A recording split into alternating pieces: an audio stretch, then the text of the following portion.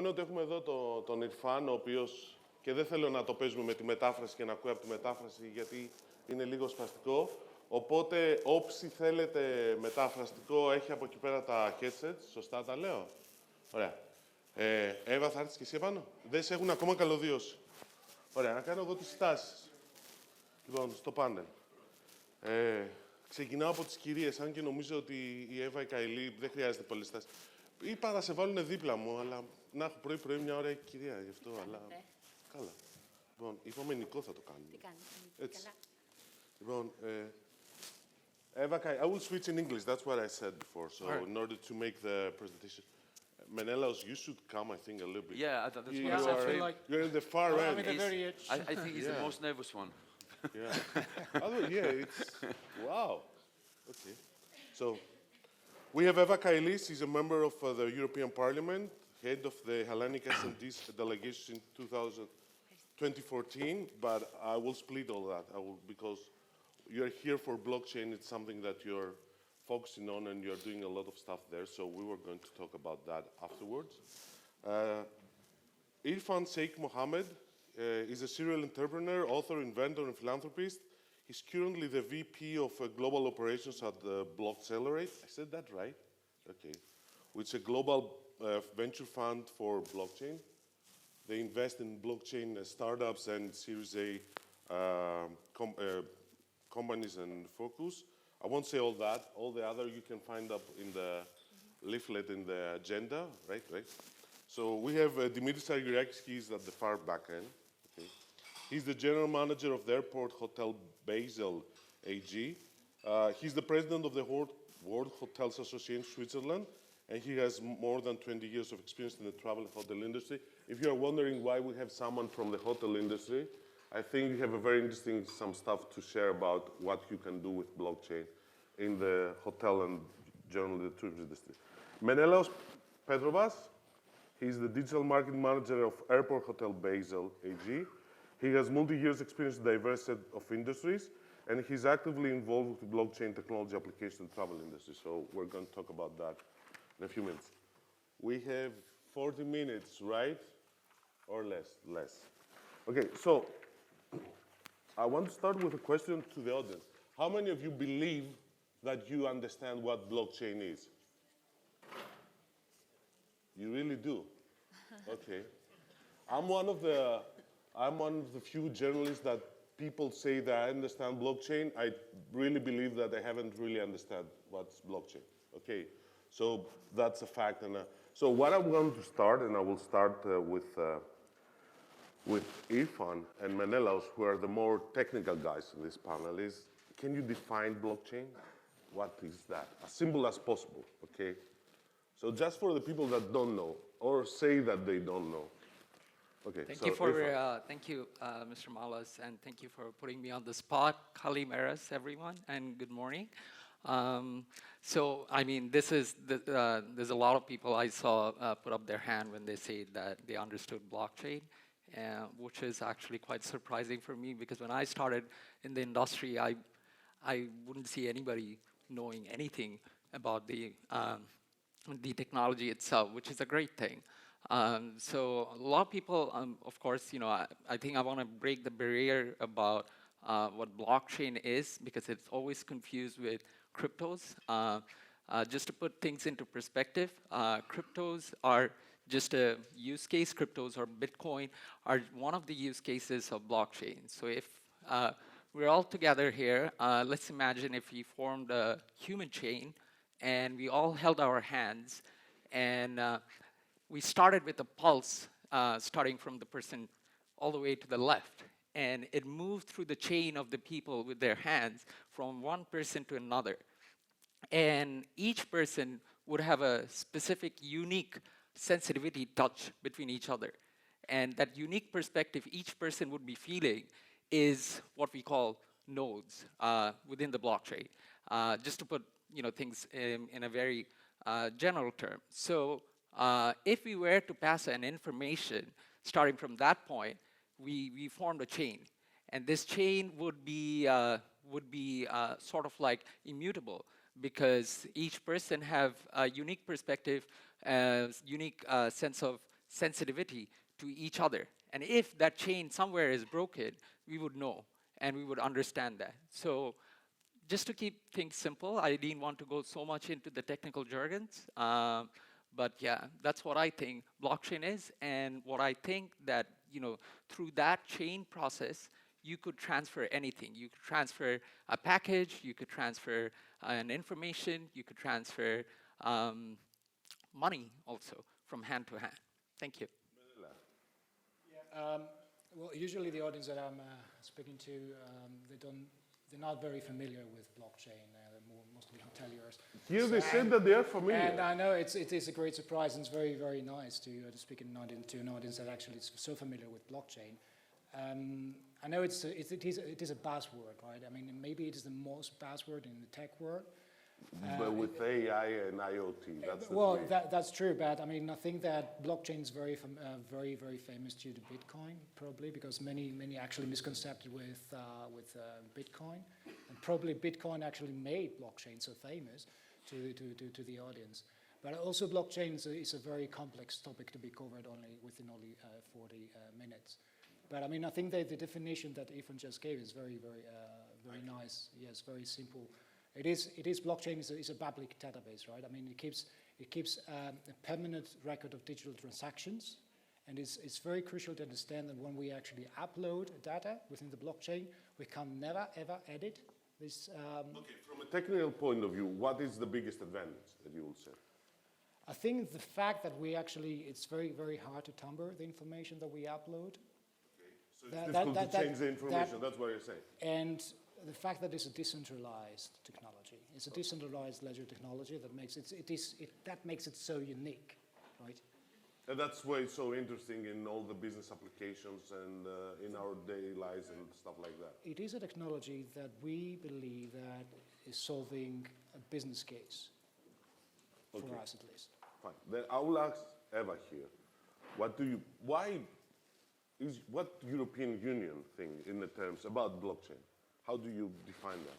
First, let me say that because I was Greek after the crisis when I arrived in the European Parliament, I felt we needed solutions to the centralization problem that we had with the banks. So you go for the decentralization. So we went for the decentralization because you remember in Cyprus, banks shut down in one night and suddenly everybody lost their deposits. So I was thinking we have to find solutions there to make sure that people are safe.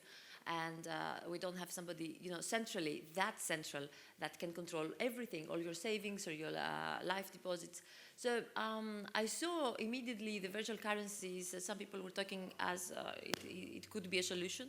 So I went into the technology, I saw the infrastructure that was there, so you can have peer-to-peer sharing of information, basically digitalizing assets, and then exchanging them from a wallet to a wallet without a central server. And because there is a cryptographic key between every transaction, this means it's very difficult. You don't need intermediaries, and you can make a transaction here. We can have a smart contract between the two of us. I can sell you my house. We don't need anybody else if there is a platform there, and it's decentralized. And this would happen immediately, super fast, with no friction, low fees, usually low fees.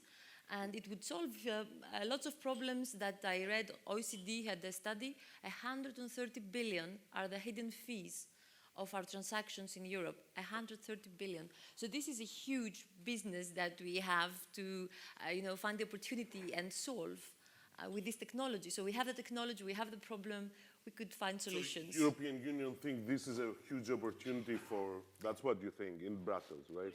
Friction, to use it for smart contracts and to automate procedures. We have huge bureaucracy, and now we're trying to use it in the infrastructure. For example, you can have, instead of a wallet that you make transactions, you can have your identity, and nobody can duplicate that because it's one decentralized platform. Any duplication would not be accepted in the system. So you're going to use in the European Union, the European Parliament blockchain in order to simplify the procedures? That would be interesting. That's interesting, and we already started actually. So we have some pilots going on. We have some millions there. And we also try to use it for example, validation of certificates. Because, if you are here from Greece trying to work in Brussels and you have not all your degrees translate it, verify, take them there, and they have to verify them too. It's like a LinkedIn. I say I studied in Harvard, Boston, MIT, I don't know, Stanford. I have like 5 degrees. It happened actually with some politicians that they didn't. And so if this is not verified by the institution, then you cannot have it accepted, right? It's more easy. We want mobility. Dimitris, besides what here Eva was saying about simplifying the bureaucracy, which will be fine for me, what other applications have you seen in your daily life for blockchain, either in business or in daily life as well? Well, when I'm speaking about travel industry, Okay, fine, the but implementation I think, and the. I think you have an opinion about other industries as well. Yeah, I think Let's start with because of us. the time, I think we're going to start. I'm going to start don't from the worry. first thing. I mean, we all know that in the current environment, there's 2 companies that actually deal with all the travel transactions worldwide. One is the Priceline Group, and the other one is Expedia. From the leisure side of the tourism, from the corporate side is all the GTSs. As we know, those when you do a business trip and you go and book through a corporate the booking channel. So you have 2 companies that have been dominated, they were created for something else, but they turn out to become something else. We here as a country in Greece, we rely on those. The hotels are actually make something like 65% of their revenue through those OTAs, talking about Booking.com or Expedia. The application of blockchain in the travel industry will be exactly what those guys said before. It will decentralize the procedure and it will cut out the intermediary, which for a hotel basically will mean is going to be left with a huge amount of money that now has been spent on commissions to put as a resources to elsewhere. Have you tried that in your hotels? There are some hotels actually that at the moment are testing some transaction tools.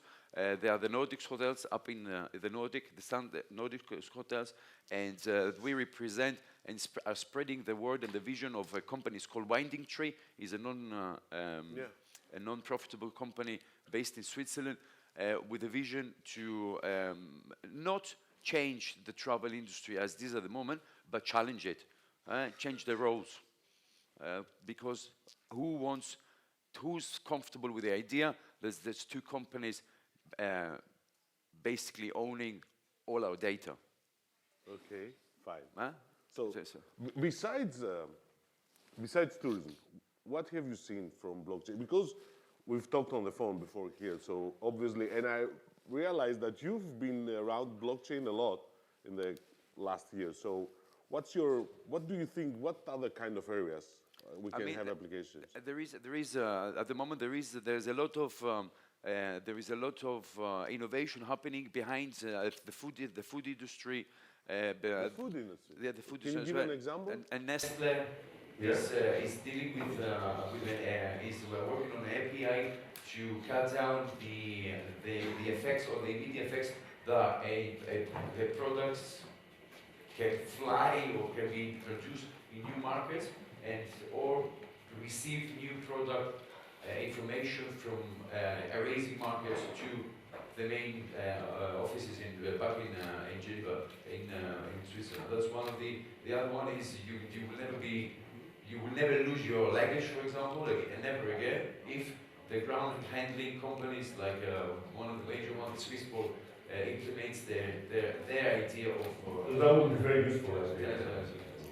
Irfan, can you give us a little bit more examples about, from your experience as an investor, of what we can do with blockchain in terms of real applications, either business or in our everyday lives? Thank you, Mr. Malas. I think there are multiple implications. So if we are talking about the Greek perspective, so I see within the status quo about 11% of Greeks are still unbanked, which means that about 1.1 million people approximately, it's a report from WSB that stated that this number of people are still unbanked. So blockchain could essentially come and play a critical function in this, because you see blockchain fintech implementation, especially in the financial industry. There are more to it. So we can give an example of one of the companies that we have invested in. It's called iVisa. It's a Luxembourg-based. What it does is it uses geospatial data and combines blockchain to do agrofinancing, and it creates an agricultural marketplace. So blockchain has multiple use cases, especially in emerging economy. We believe that within the next 10 to 20 years, blockchain industry is going to capture about $30 trillion worth of economy. And yes, that is what we believe, and that's based on the report and research done by Gartner, if anyone's familiar with it. At the same time, we believe that emerging economy can capture a lot of it. And so for Greece, there are other industries where Greeks have always specialized in, especially in the maritime industry, the shipping industry. There's a company from Greece that we have come across who are trying to do maritime insurance through blockchain, and it's quite interesting. And I think there are phenomenal opportunities also because Greece is strategically positioned in a region which we think is gonna peak in the next 10 years. I was going to ask that, to leave that for later, so we'll leave that later, but we'll come back to that. But first I would like to ask Manelo something and then move to the future. What do you believe in your, so as far as you've seen, are the biggest problems in implementing blockchain? I think, at least in our industry, is the misconception of this technology, and that people actually don't really realize how this is going to be implemented. They can't really see the big picture behind it. And when we talk about blockchain, the only thing that they consider is that they can actually exchange money, whereas the applications that we are testing are having more to do with distributing inventory and carrying out the third parties that we pay a lot of commissions to. And yet again, I mean, in our industry, due to the fact that the blockchain uses a very specific tech framework, and there are some certain regulations currently that do not allow us to use full blockchain applications. And we cannot store sensitive data on blockchain. Right? I mean, we're going to have to use some kind of hardware model to do that.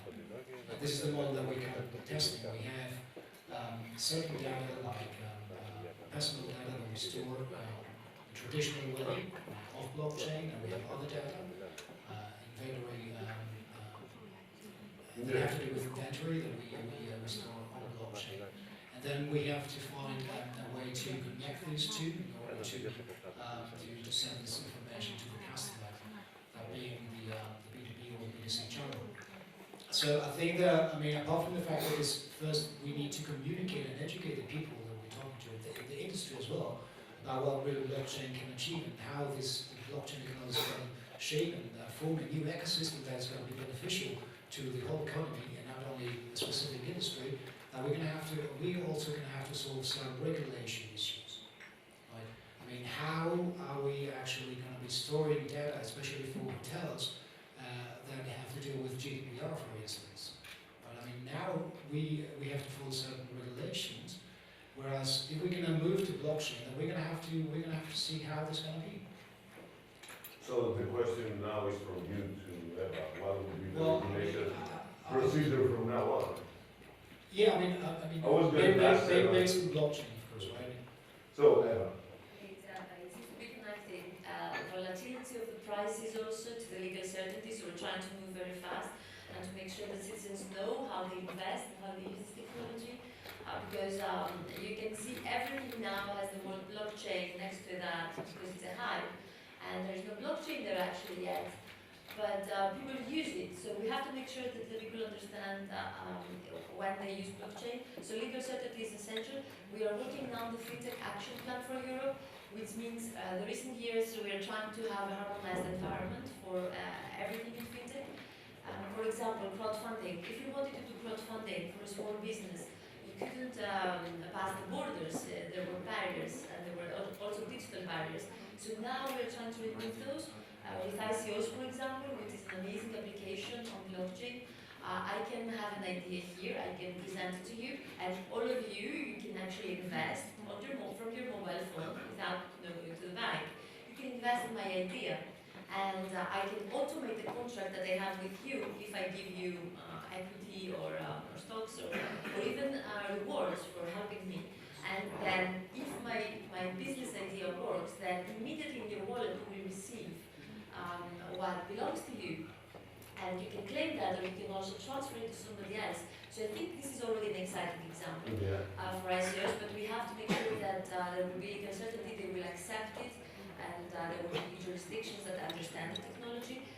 So we have to prevent fraud prevention as well, but when are we going to do that? That's very So we already have the first steps of harmonizing the environment. We had some obstacles, for example, UK living, and that was one problem. Then we have people that they don't want to give more power to, for example, to ESMA, it's the authority that would actually coordinate all the national different legislation that have different approaches.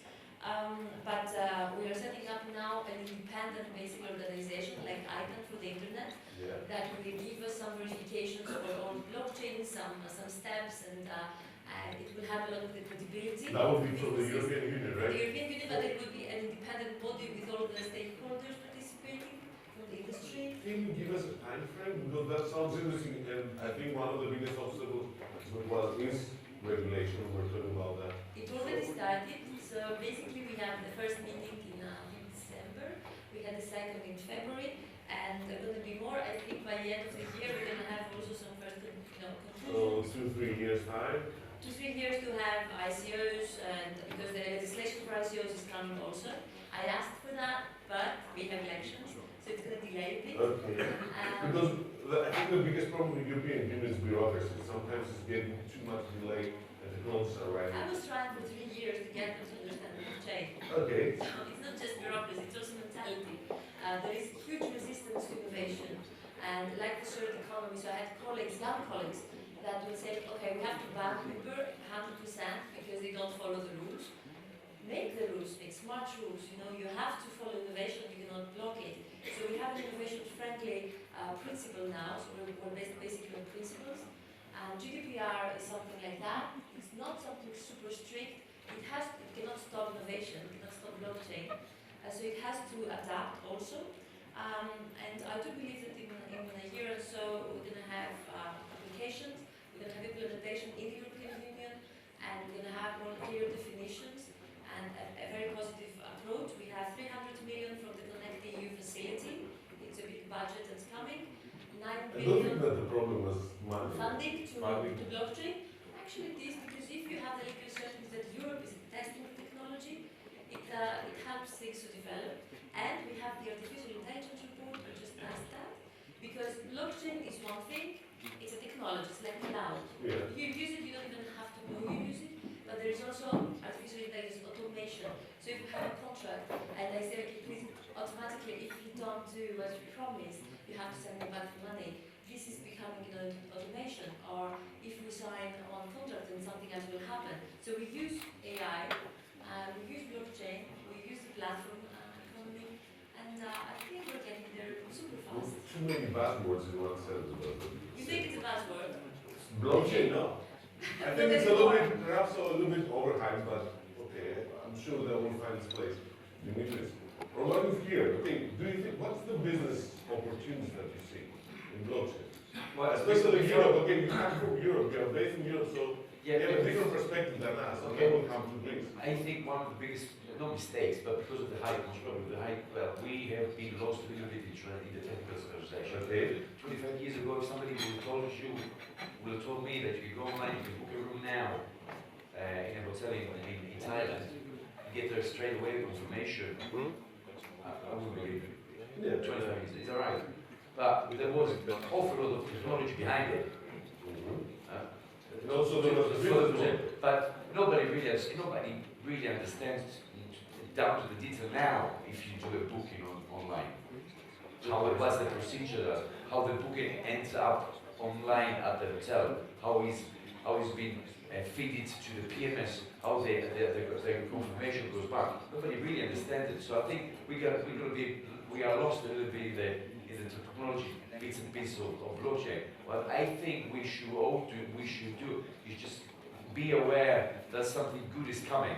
You don't really need to, like she said, to understand the technological side of the power, but we need to be a little bit, go back being a little bit romantic of how things need to be done, and be aware of what is to come, because something good is coming.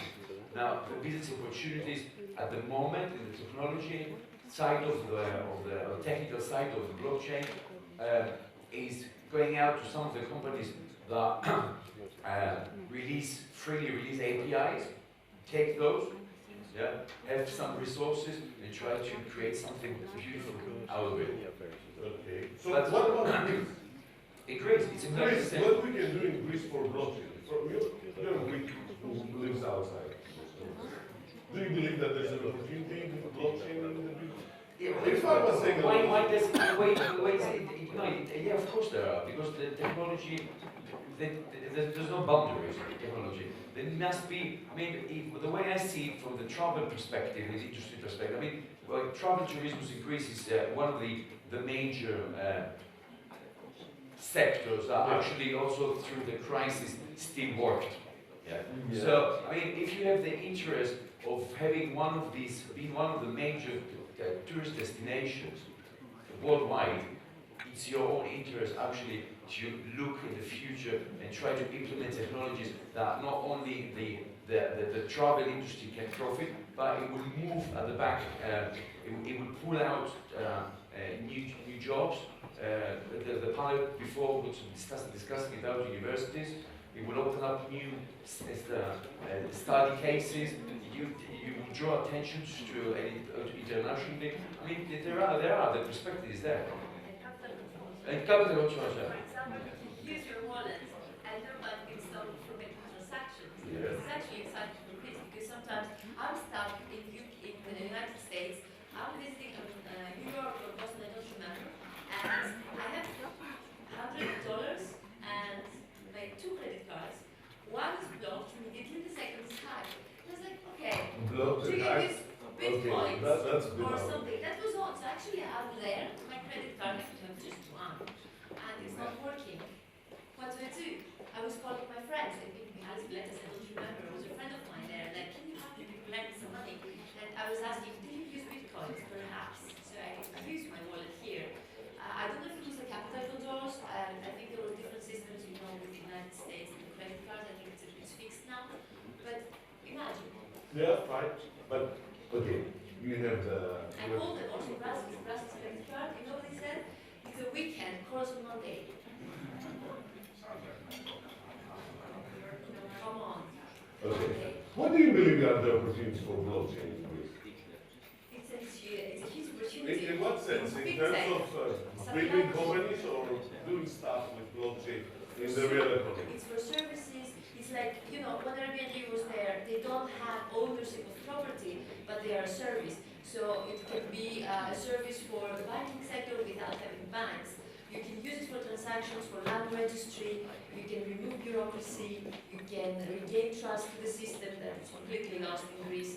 And I can give an example for the women we have here. Louis Vuitton is checking how to use blockchain to have authentication of each product you buy online, because you can buy it second use, and you don't know if it's a real one, an authentic one, until something's wrong and you go to fix it, and they say, this is worth nothing. That's So, that's what I'm saying. I never believe that Louis Vuitton was going to actually, use they blockchain. already they are testing the technology, and I can tell you about the supply chain industry, the farmers.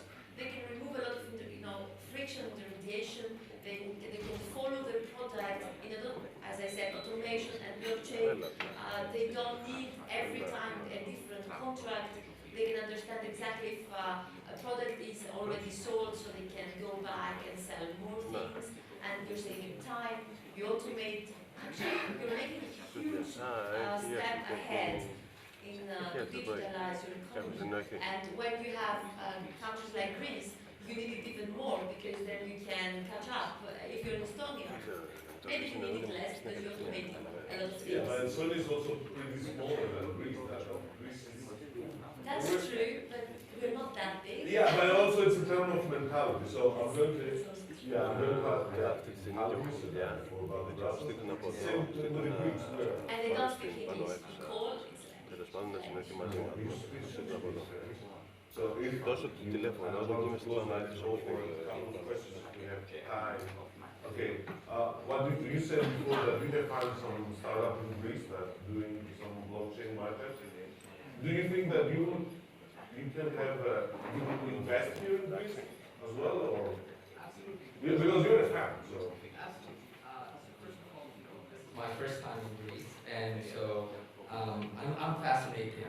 I do think that Greece is at that the point of the century where they can make a major shift.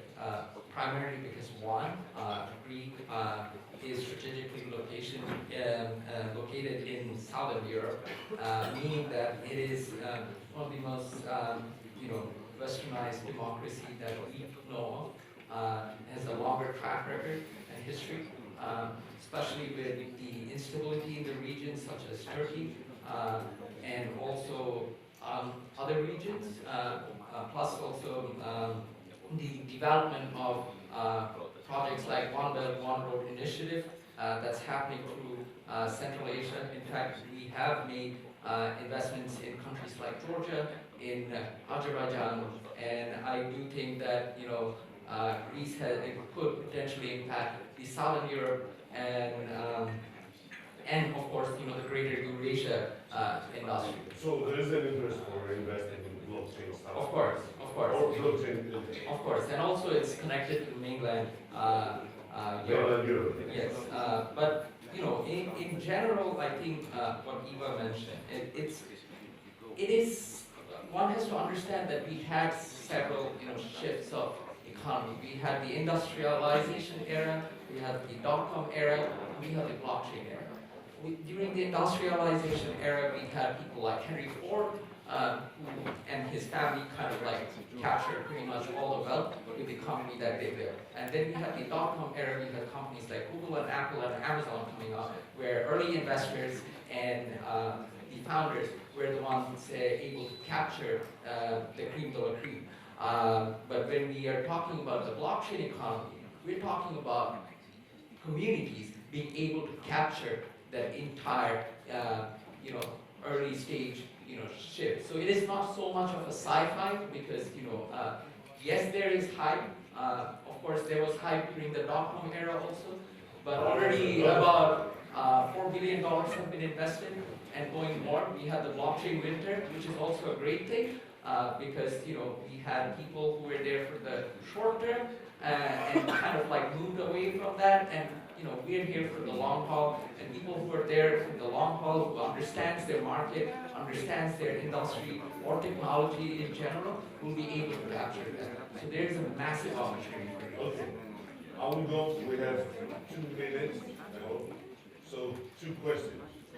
Okay. I will take one on the front, one on the back. Okay. Yeah. But be short, please. We don't have time. To everybody, notably Sheikh Mohammed Irfan, because I understand you're also a philanthropist, as was mentioned. My concern as a sociologist in training is that there's going to be a redistribution of power and wealth through blockchain, leading to even more concentration of power in the hands of a few. Can you please give us some reassuring arguments that this is not the case, or can you confirm either way? Yeah, thank you. Could I have your name, please? Yeah, thank you, Mr. Stereos. I don't think I understood your questions clearly, but if I did, you're saying that if through blockchain only the privileged would be able to capture the best of the technology and the right. I mean, if you understand blockchain, of course, you understand that blockchain is one of those fascinating technologies that enables the same person to be the producer to be the trader and the consumer of the product. What I'm saying is that this is amazing. When have we ever seen that? That the production, the trader, and the consumer are from the same place. Like, when we say you can do Bitcoin mining, to trading, to actually, buying the currency also. So I think, there is a lot of talks about private blockchain and public blockchain. We've seen how private blockchains such as the petrodollar, the cryptocurrency started by the Venezuelan government, which really didn't work out because it didn't have public support. So meaning that public didn't have skin in the game. So meaning that you don't need to be worried about the technology not touching you and escaping your place. So I think you would be able to capture pretty much everything, even through social impact.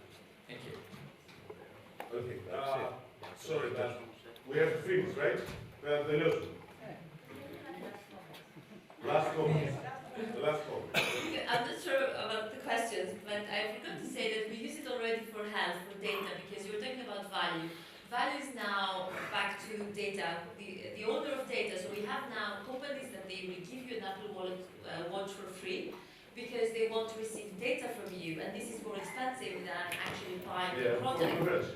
And actually to receive data and use the data to make better predictions and improve your services, it's now the case. So the value is transferring to data. With a blockchain, you could have your health.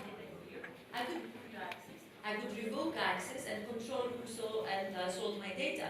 In Africa, you can sell energy. You can, if you have excess energy from renewable energy, for example, you can send it to a poor family. You can help a school to get energy.